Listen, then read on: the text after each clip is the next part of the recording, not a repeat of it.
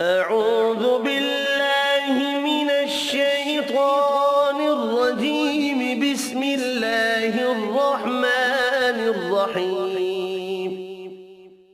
يا أيها الذين آمنوا لا تتخذوا عدوي وعدوكم أولياء تلقون إليهم بالمودة وقد كفروا بما جاءكم من الحق يخرجون الرسول وإياكم أن تؤمنوا بالله ربكم إن كنتم خرجتم جهادا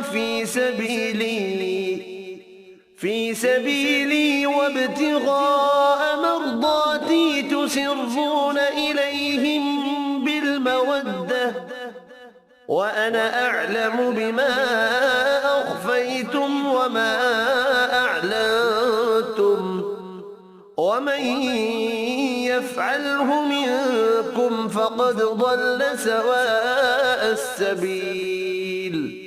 إن يثقفوكم يكونوا لكم أعداء ويبسطوا إليكم أيديهم وألسنتهم بالسوء وودوا لو تكفرون.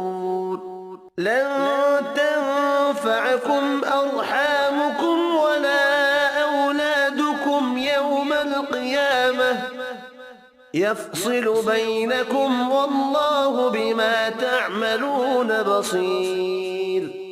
قد كانت لكم أسوة حسنة في إبراهيم والذين معه إذ قالوا لقومهم إنا براء منكم ومما تعبدون من دون الله كفرنا بكم وبدا بيننا وبينكم العداوة والبغضاء أبدا حتى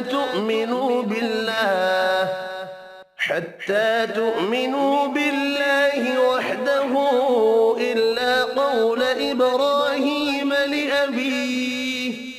لأبيه لأستغفرن لك وما أملك لك من الله من شيء ربنا عليك توكلنا وإليك أنبنا وإليك المصير.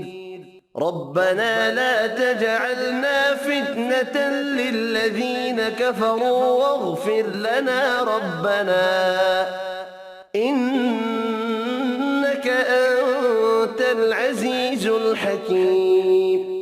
لقد كان لكم فيهم أسوة حسنة لمن كان يرجو الله واليوم الآخر ومن يتول فإن الله هو الغني الحميد. عسى الله أن يجعل بينكم وبين الذين عاديتم منهم مودة والله قدير والله غفور رحيم. لا ينهاكم الله عن الذين لم يقاتلوكم في الدين ولم يخرجوكم من دياركم أن تبروهم وتقسطوا إليهم إن الله يحب المقسطين. إنما ينهاكم الله عن الذين قاتلوكم في الدين وأخرجوكم من دياركم وظاهروا على إخراجكم أن تولوهم ومن يتولهم فأولئك هم الظالمون. يا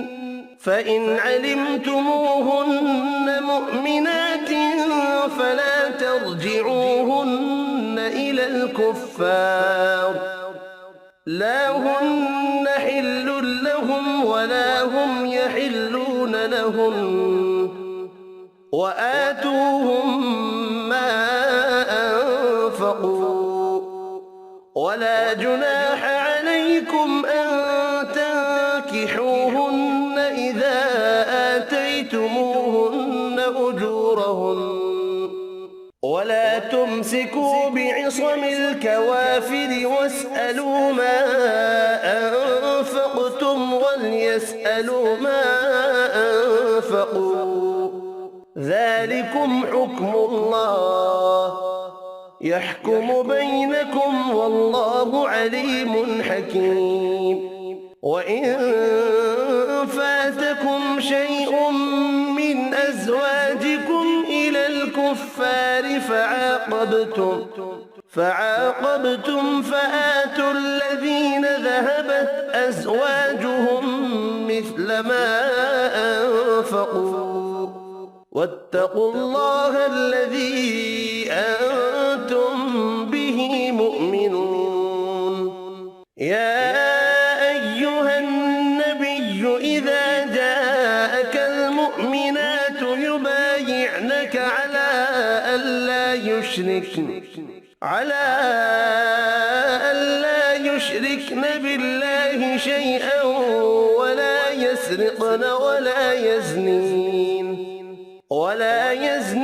ولا يقتلن أولادهن ولا يأتين ببهتان يفترينه بين أيديهن وأرجلهن ولا يعصينك في معروف فبايعهن واستغفر لهن الله إن الله غفور رحيم يا أيها الذين آمنوا لا تتولوا قوما غضب الله عليهم قد يئسوا من الآخرة كما يئس الكفار من أصحاب القبور صدق الله العظيم.